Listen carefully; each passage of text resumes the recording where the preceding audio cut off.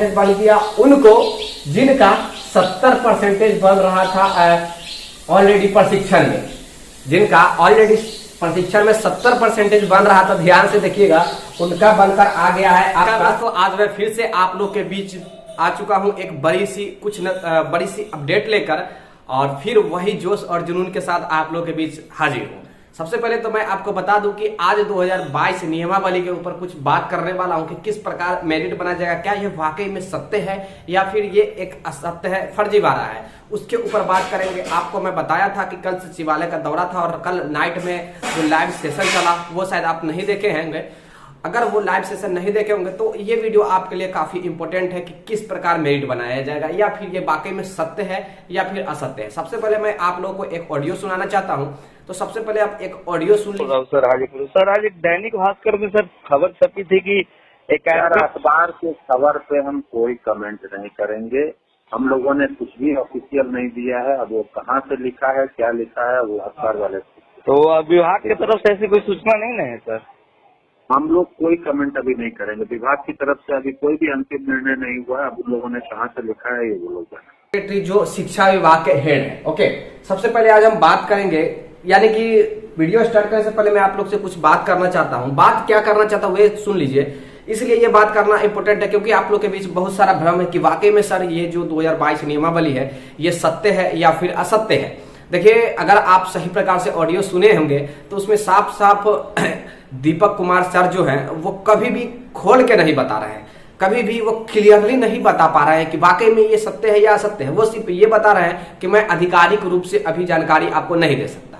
सचिवालय में कल बहुत लोग मिले, हमें छोड़ दीजिए, बहुत लोग मिले और सारे लोग को एक ही बात कहा गया कि मैं आधिकारिक रूप से इस पे कोई भी टिप्पणी करने से अभी वंचित हूं, मैं अभी इस पे कोई टिप्पणी नहीं कर सकता आधिकारिक रूप से, ये उनका कहना था। इसका मतलब क्या होता है कि वाकई में इसमें सत्यता है, वाकई में इसमें सत्यता है। नहीं सत्यता होता तो वो जरूर ये बात कह सकते थे कि ये इसका खंडन करते हैं। कुछ जो व्हाट्सएप पे जो घूम रहा है हम देख रहे हैं कि इसको खंडन दीपक सर किए हैं। ये कौन बोल दिया है कि खंडन किए? कुछ खंडन नहीं किए हैं, खंडन नहीं किए हैं। वो सिर्फ ये बोल रहे हैं कि हम इसका अभी जानकारी नहीं दे सकते हैं, बस ये वो बोल रहे हैं कि हम इसके बारे में डिटेल के। ज्यादातर जो पॉपुलर पेपर है सारे न्यूज़पेपर में देखने को मिला होगा, जैसा कि आप देखे होंगे हिंदुस्तान में, दैनिक जागरण में, दैनिक भास्कर में, प्रभात खबर में, और उसके बाद दूरदर्शन न्यूज चैनल पे भी दिखाया गया। तो दूरदर्शन न्यूज चैनल पे तो दिखाया गया था, इसका मतलब आप समझ रहे होंगे।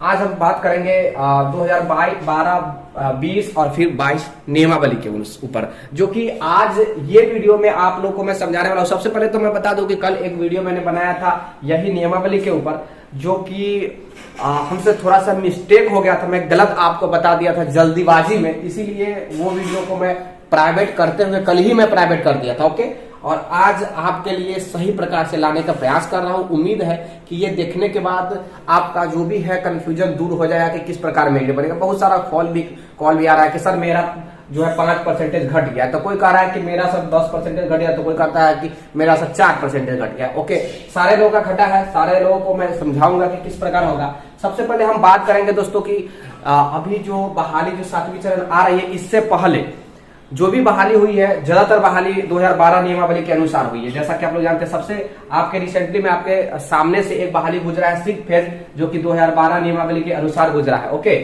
उसके बाद 2020 नियमावली आता है, जो कि 2020 नियमावली बनता तो है लेकिन उसमें कहा जाता है कि हम संशोधन करेंगे। पहले तो बात आ रही थी कि ऑनलाइन और सेंट्रलाइज और डोमिसाइल को लेकर संशोधन 2020 नियमावली में हो रही है, लेकिन एक खबर आता है कि 2022 नियमावली बन चुका है, जिसमें नए तरीके से मेरिट लिस्ट बनाया जाएगा। नए तरीके से कहने का मतलब हुआ कि 60 और 40 के रेशियो से मेरिट लिस्ट बनाया जाएगा। ये खबर आपके बीच कल आग के तरह दौड़ा, पूरे बिहार में आग के तरह दौड़ा, और मैं अभी भी कह रहा हूं कि इसमें जहां तक हमें लगता है कि सत्यता ही है। अगर सत्यता है, अगर सही बात है, तो वाकई में कैसे बनेगा ये आपका जानने का फर्ज है और हमें भी बताने का फर्ज है। तो अगर आपको लग रहा हो कि आपके लिए इंपॉर्टेंट है तो अंत तक अवश्य बने हुए रहिएगा। आपसे निवेदन होगा, क्योंकि आधा वीडियो नहीं देखना चाहिए, आधा देखकर कंफ्यूजन और पैदा हो जाता है। इसलिए आप कभी भी समय निकालकर इस वीडियो को जरूर देखिएगा, तो पूरा देखिएगा। ओके, सबसे पहले हम बात करेंगे कि 1 to 5 क्लास की बात करेंगे, यानी कि प्राइमरी की बात करेंगे 1 to 5 क्लास की, जिसमें किस प्रकार से 40% निकाला जाएगा, ये आप ध्यान दीजिएगा। सबसे पहले आपका 10th 12th जिसे आप एकेडमिक कहते हैं, उसके बाद प्रशिक्षण, चाहे आप बीएड किए हो या फिर डीएलएड किए हो, 3 हो गया, 2 एकेडमिक 1 प्रशिक्षण, 3 से डिवाइड कर देंगे। ये आप ध्यान में रखिएगा। एग्जाम्पल के तौर पर मैं यहाँ पे समझा चुका हूँ। जैसे कि मान लीजिए कि मेरा 10th में 60% है, चाहे आपका 10th में 60% है, 12th में 70% है, और फिर प्रशिक्षण में बीएड किए हो या फिर डीएलएड किए हो तो वहां पे आपका 80% है। ये तीनों को जोड़ते हुए 3 से डिवाइड करेंगे। 3 से अगर हम यहाँ पे डिवाइड किए हैं तो लगभग यहाँ पे आ गया है 70%।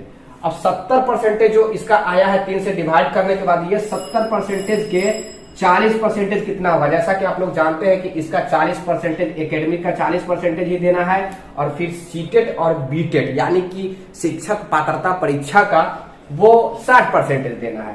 तो इसका 70 का 40% कितना हो जाएगा? 28 हो जाएगा। हो जाएगा 28 हो जाएगा ना। तो 28 इसका 40% हो गया, तो मैं यहाँ पे 28 लिख दिया हूं। ओके, 28 लिख दिया। अब बात करते हैं दोस्तों कि सीटेट और बीटेट, इसका 60% देना है। ये ध्यान से देखिएगा। इसका 40%, बहुत सारे साथी का ये भी प्रश्न था कि क्या सर 10th में मेरा आया है 304, 310, 315, 12th में आया है 310, 315, 320, चाहे जो भी हो 340, प्रशिक्षण में आया है मेरा जो भी हो, क्या वो मार्क्स जुटेगा या इस सब का परसेंटेज जुटेगा? तो ये ध्यान में रखिएगा। वो मार्क्स अगर जुटना होता तो यहाँ पे आपको स्नातक में किसी का 1000 नंबर का भी स्नातक होता है, किसी में 1500 का भी होता है, और यहाँ भी सारे प्रशिक्षण में अलग अलग होता है। सारे प्रशिक्षण में कि कोई डीएलएड किए होंगे, कोई बीएड किए होंगे, कोई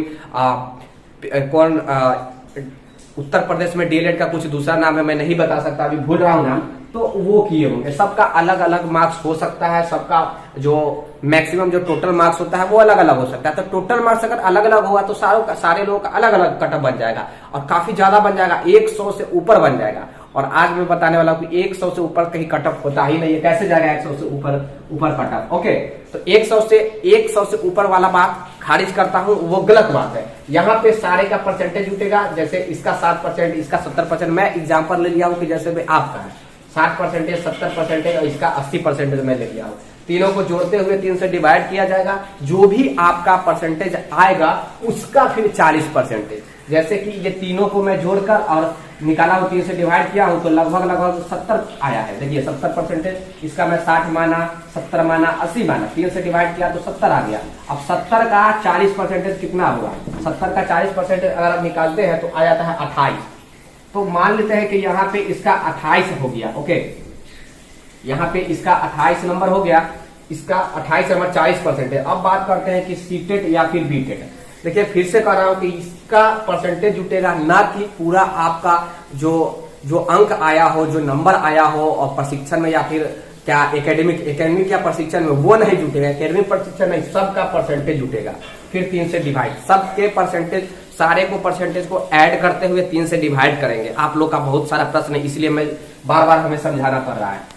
बीटेट सीटेट का 60% है। इसका कहने का मतलब हुआ कि देखिए कुछ लोग का यहाँ पर ये भी कंफ्यूजन था कि क्या सर जिसका 60% से कम बीटेट या फिर सीटेट में है, जैसे कि 55% है, ओबीसी ईबीसी को लाना 55% लाना अनिवार्य है, तब वो क्वालिफाइड माने जाते हैं। एससी एसटी को 50% और दिव्यांग को हो रहा है, तो क्या 60% लाना अनिवार्य है? इतना पे नहीं होगा।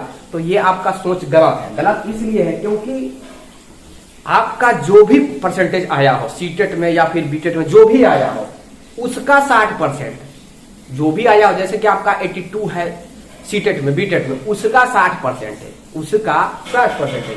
अब कैसे, ये आप ध्यान से देखिएगा, मैं यहाँ पे थोड़ा सा मिटा दे रहा हूं। तो दोस्तों अभी सीटेट और बीटेट का किस प्रकार जोड़ेगा, यानी कि आपका शिक्षक पात्रता परीक्षा, चाहे आप जो भी शिक्षक पात्रता पास किए हो, सीटेट किए हो या फिर बीटेट किए हो, तो उसका कैसे जुटेगा? तो देख लीजिए, आप जानते हैं कि सीटेट या बीटेट का 150 नंबर का एग्जाम होता है टोटल। इन 150 नंबर में एग्जाम्पल के तौर पर आप जो है वो 90 लेकर आ गए। मान लीजिए आप एक नॉर्मली ये मार्क्स ज्यादातर लोगों का यही होगा, ज्यादातर लोगों का 90 लेकर आ गए। अब 90 जो है 150 का 90 कितना परसेंटेज हुआ? 150 का 90 कितना परसेंटेज हुआ? तो 60% हुआ। ये हुआ 60%। अब इस 60% का 60% कितना होगा? 60% का 60% कितना होगा, ये आप ध्यान से देखिएगा। तो 60% का 60% हो जाएगा आपका 36 हो जाएगा। ये आपका हो जाएगा टोटल 36। सीटेट का 60% आपका 36 आ गया। अगर आपका 90 है तो, अगर आपका 100 है तो 100 का निकाल लीजिए। 150 में 100 कितना परसेंटेज होता है उसका फिर 60%। अगर आपका 80 है तो 150 में 80 कितना परसेंटेज होता है उसका 60% निकाल लीजिए। अगर आपका 94 है तो 150 में 94 कितना परसेंटेज होता है उसका 60% निकालेंगे। अगर आपका 104 है तो फिर उसी प्रकार निकलेगा। अगर आपका 84 है तो उसी प्रकार निकलेगा। 150 में 84 यानी कि कितना परसेंटेज होता है और उसका फिर 60% कितना होगा, ये ध्यान में रखिएगा। ये जो आपका 60 है, ये 90 जो हुआ 150 का 60%, इसीलिए 60% और 60% ही निकलेगा, ये ध्यान में दीजिएगा। 60% टोटल आ गया 36। अब देखिए यहाँ पे कि आपका प्रशिक्षण का है 28% और यहाँ है 36%। तो अब देखिए कितना अच्छा से आपका मेरिट बनने वाला है। बहुत कम मेरिट सारे लोगों को बन रहा है, ध्यान में रखिएगा। और कम मेरिट बन रहा है तो सारे लोगों का होगा। अगर आपका 60 भी बन जा रहा है तो श्योर रहिए कि आपका होने जा रहा है 36 और वहां पे का 28 है। देख लीजिए 8 6 14 3 2 5 6 64% बन गया उनको जिनका 70% बन रहा था ऑलरेडी प्रशिक्षण में। जिनका ऑलरेडी प्रशिक्षण में 70% बन रहा था, ध्यान से देखिएगा, उनका बनकर आ गया है आपका 64%। जिनका प्रशिक्षण के हिसाब से 2020 नियमावली के अनुसार से बन रहा था 70%, उनका बनकर आ गया है 64%। यही आपका 40 और 60 का रेशियो है। ध्यान से आप सुन लिए होंगे, शायद समझ गए होंगे। इसके बाद भी अगर कंफ्यूजन होगा तो वो भी अभी ही दूर हो जाएगा आप लोग का कंफ्यूजन। इसी प्रकार देखिए 6 to 8 में होगा। 6 to 8 में क्या होगा कि मान लेते हैं कि स्नातक में आपका जो भी हो, स्नातक में मान लेते हैं 80% आपका आया होगा। उसके बाद प्रशिक्षण में भी मान लेते हैं 80%। उसके बाद 2 से डिवाइड करेंगे, जो भी होगा 8 2 16 160। एग्जाम्पल के तौर पर मान लीजिए 80 है प्लस 80 है, दोनों में बाई 2। 8 2 16 160 बटा में 2, 160 बटा में 2 80% आ गया। देख लीजिए तो 80% मान के चलते हैं कि यहाँ भी आपका आता है तो 80% के 40% कितना होगा? 80% के 40% कितना होगा? वो आपका एकेडमिक और प्रशिक्षण का परसेंटेज हो जाएगा। और फिर सीटेट और बीटेट में जितना आपका आएगा तो 150 में उतना उसका 60% निकलेगा। और फिर 150 में उतना जितना आपका ग्रेस मार्क्स होगा वो आपका परसेंटेज होगा जेन्यून। 150 में जो आपका ग्रेस मार्क्स होगा वो आपका परसेंटेज होगा, मेरिट बनेगा, वही आपका जेन्यून मेरिट होगा। ये कतई भी आपको विचलित नहीं होना है, हड़बड़ाना नहीं है, इसलिए परेशान नहीं होना है, ज्यादा डिप्रेशन में नहीं जाना है। क्योंकि सारे लोग का देखिए जिनका यहाँ पे बन रहा था 70%, उनका होकर आ गया 64%। यही रूल सब पे लागू होता है, एक सिर्फ आपके पे लागू नहीं होता है, बिहार के हर वो स्टूडेंट पे लागू होता है जो बिहार में अभी शिक्षक बनने वाले। अभी आगे क्या होगा मैं नहीं बता सकता हूँ। 2022 नियमावली के अनुसार ये मैं रूल बता रहा हूँ कि वाकई में 2022 नियमावली के अनुसार से यही आपको देखने को मिलने वाला है। तो आप शायद समझ गए होंगे कि 70 वाला के 64 बन गया है, जिसका ऑलरेडी 64 बन रहा था उसको क्या होगा आप एक बार निकाल कर देख लीजिए। यहाँ पे थोड़ा सा क्षति उनको होगा जिनका तो प्रशिक्षण में ज्यादा था, लेकिन शिक्षक पात्रता परीक्षा बीटेट सीटेट हो या फिर बीटेट हो कम था, तो उनको एक क्षति पहुंचने वाली है। क्षति क्या होगा आप देख लिए हैं, शायद आपका कंफ्यूजन दूर हो गया होगा इन 60 और 40 का मैटर को लेकर।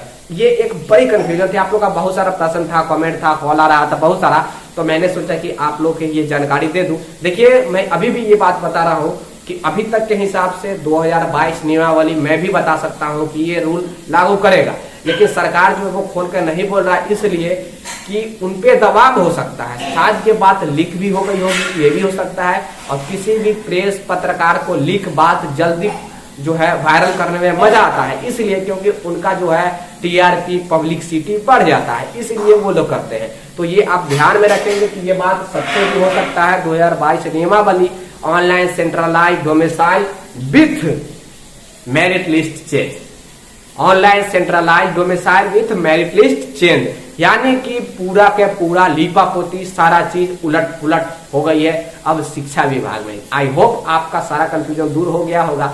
इसके बावजूद आप लोग का अगर किसी प्रकार का प्रश्न हो, किसी प्रकार के कुछ हो, तो कमेंट जरूर कीजिएगा नीचे कमेंट बॉक्स में। या फिर आपको इसके से ज्यादा अगर किसी भी प्रकार के वीडियो देखना हो तो प्ले लिस्ट अवश्य चेक कर लीजिए, वीडियो के डिस्क्रिप्शन में टेलीग्राम लिंक है, वहां भी आप लोग जुड़ जाइए। अगर आपको लगता है जुड़ना है, आपको जो भी लेटर उटर आता है मेरे पास, वो लेटर आपको चाहिए कि वाकई में लेटर हमारे पास पल पल की खबर पहुंचती रहे, तो आपको टेलीग्राम में जुड़ना होगा।